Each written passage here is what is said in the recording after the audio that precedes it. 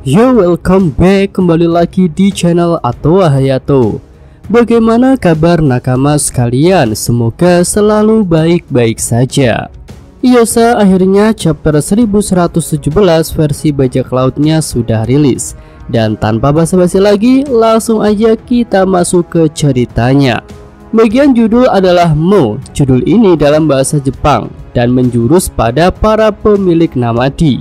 Kemudian bagian covernya menunjukkan Yamato yang sedang mengunjungi Nekomamushi dan Hyogoro. Oke, masuk ke cerita. Bagian awal menunjukkan kegemparan para bajak laut di Pulau Hachinosu ketika tahu bahwa sebagian besar dunia telah tenggelam. Mereka pun menduga jika ada banyak harta karun di bawah lautan. Namun rekan mereka mengingatkan bahwa yang tenggelam itu bukanlah kota emas. Selanjutnya kita melihat visual bawah laut dengan ikan-ikan dan putri duyung yang sedang berenang. Para bajak laut itu pun mulai halu dengan berharap bisa menjadi pacar putri duyung daripada hanya sekedar mendapatkan harta saja. Selanjutnya kita beralih ke Pulau Jaya, lokasi Montblanc Cricket tinggal. Keturunan Nolan itu sedang ada di lautan dan akan melakukan penyelaman.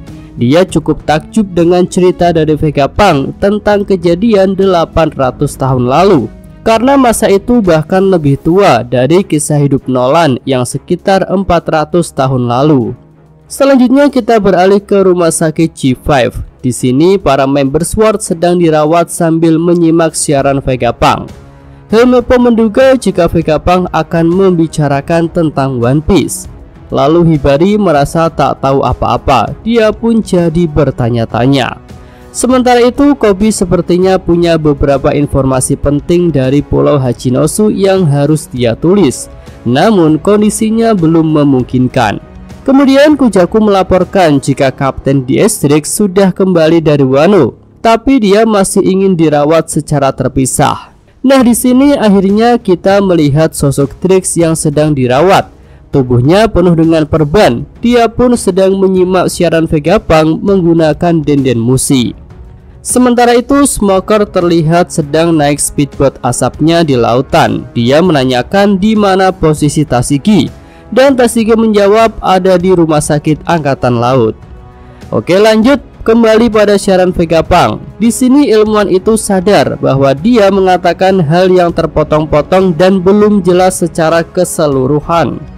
Tapi bagaimanapun juga itu adalah fakta yang dia ketahui. Vegapunk tak mau menambahkan teori ataupun pendapat pribadinya dalam cerita sejarah itu.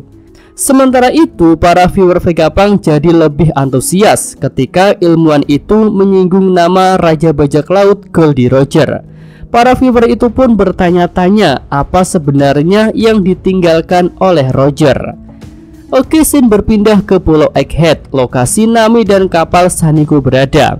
Di sini lab Vegapunk tidak runtuh ya, walaupun di chapter lalu sudah ditebas jadi dua oleh Nasujuro. Nami dan yang lainnya hanya mendengar suara keras yang mengejutkan. Sementara itu, kubah pelindung Frontier Dome sudah dibuka dan mereka pun bisa segera pergi.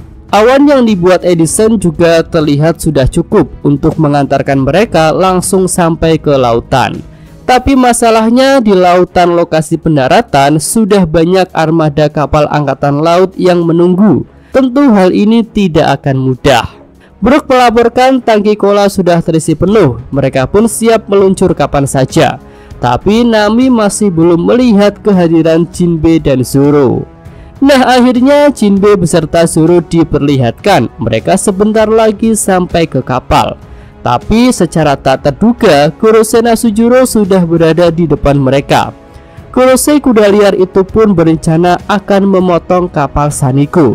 Usopp, Chopper, dan Lilith tampak sangat terkejut ketika melihat monster kuda berkepala manusia sudah siap untuk menghunuskan pedangnya. Jinbe dan Zoro pun langsung bertindak. Jinbe melemparkan Zoro dengan teknik Fishman Karate Kata Guruma. Sementara itu Zoro yang dilempar menggunakan teknik Nitoryu Rashomon untuk menyerang Nasujuro. Kurose itu pun bisa merasakan datangnya serangan dari Zoro. Dia membatalkan serangannya ke Saniko dan memilih untuk menahan serangan dari Zoro. Nah, di sini keduanya beradu pedang dengan sengit sambil memancarkan aura petir hitam Hosoku Haki. Nah, ketika beradu pedang itu, Zoro dan Asujiro menyadari jika yang terlibat dalam bentrokan adalah pedang terkutuk atau pedang Kitetsu. Setelah beradu pedang, keduanya terlempar. Jinbe dengan sigap menangkap Zoro. Zoro pun meminta Nami untuk meluncurkan kapalnya sekarang juga. Dia dan Jinbe akan menyusul nanti. Oke, lanjut kita beralih ke pantai timur Laut Egghead, lokasi kapal para raksasa dan kelompok Bonnie. Terlihat Bonnie sudah berada di atas kapal. Dia sedang menunggu kedatangan Luffy untuk segera berangkat. Sementara itu, kapal-kapal marin masih terus menyerang kapal raksasa yang berusaha untuk menenggelamkannya. Selanjutnya di tepi pantai, Sanji dan Atlas sedang menunggu Luffy sambil berusaha berkomunikasi dengan alat komunikasinya. Namun hal itu gagal karena tidak ada sinyal. Nah, akhirnya dari balik kobaran api terdengar suara teriakan Luffy yang meminta untuk segera berlayar. Tori dan Brogy juga meminta kapal raksasa untuk segera berlayar. Setelah menerima perintah dari kaptennya, para raksasa langsung memutar arah kapal agar bisa segera pergi meninggalkan Pulau Egghead. Beberapa raksasa turun untuk menyingkirkan kapal-kapal angkatan laut yang menghalangi jalan mereka. Melihat hal itu, beberapa wakil admiral mulai bergerak untuk mencegah kepergian kapal raksasa. Wakil Admiral Burgess menembakkan laser monster laut untuk melubangi kapal raksasa. Sementara itu, Wakil Admiral Dole melancarkan serangan Rock and Roll Blaster untuk menyerang Kaushi secara beruntun. Nah, para prajurit marin pun jadi lebih bersemangat setelah para wakil admiral itu ikut bertarung. Ya, kembali ke lokasi Luffy. Di sini Kapten Tobi Jerami itu bertanya-tanya mengapa monster babi yang mengejarnya tiba-tiba menghilang. Sementara itu, Dewi dan Brogy tampak senang karena mereka bisa segera berlayar saat monster itu berhenti melakukan pengejaran. Nah, lanjut kita beralih ke lokasi para Gorosei. Ternyata 4 Gorosei sudah mengepung robot kuno, yaitu Jupiter, Saturn, Mars, dan Valkyrie. Para Gorosei pun ingat jika robot kuno itu adalah sosok yang menyerang Mariejoa 200 tahun lalu. Bersamaan dengan itu, pesan Vegapunk berlanjut. Di sini dia menyampaikan pesan khusus pada orang-orang yang memiliki Namadi yang tersebar di seluruh penjuru dunia. Nah, para Gorosei langsung panik saat Vegapunk akan menyinggung tentang Namadi. Mereka pun langsung menyerang robot kuno agar siaran Vegapunk bisa terhenti.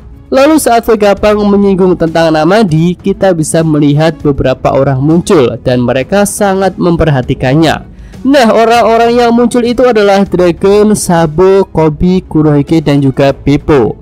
Namun sayangnya sebelum Vegapunk mengungkapkan arti dari Namadi, robot kuno sudah menerima serangan fatal dari para Gorosei, terutama Gorosei Valkyrie. Tubuh robot itu pun terpental jauh dan jatuh ke daratan. Namun robot itu terlihat tidak mengalami kerusakan yang parah. Nah, akhirnya siaran Vegapunk pun terhenti sebelum waktunya dan dia tidak sempat mengungkapkan arti Namadi. Sepertinya orang-orang bernama di ini punya hubungan erat dengan Joy Boy hingga Vegapunk mengkhususkan mereka. Mungkin merekalah yang akan meneruskan perjuangan Joy Boy dan mewarisi ketiga senjata kuno. Karena sebelumnya kan sudah terungkap ya jika Joy Boy berusaha untuk mewariskan ketiga senjata kuno itu. Nah, orang-orang di seluruh dunia pun jadi terkejut karena siaran Vegapunk berhenti secara tiba-tiba. Vivi dan Morgan bertanya-tanya mengapa siaran itu terputus, apakah sinyalnya sudah diretas. Sementara itu, para Gorosei dan Vegapunk York tampak lega karena siaran yang sangat membahayakan itu akhirnya berhenti. Ya, chapter ini ditutup dengan komentar narator yang menyatakan kata-kata yang bergema dengan sia-sia. Oke, itu aja pembahasan untuk segmen full story chapter 1117 ini. Yosa Mimin Atwa Hayato. Terima kasih.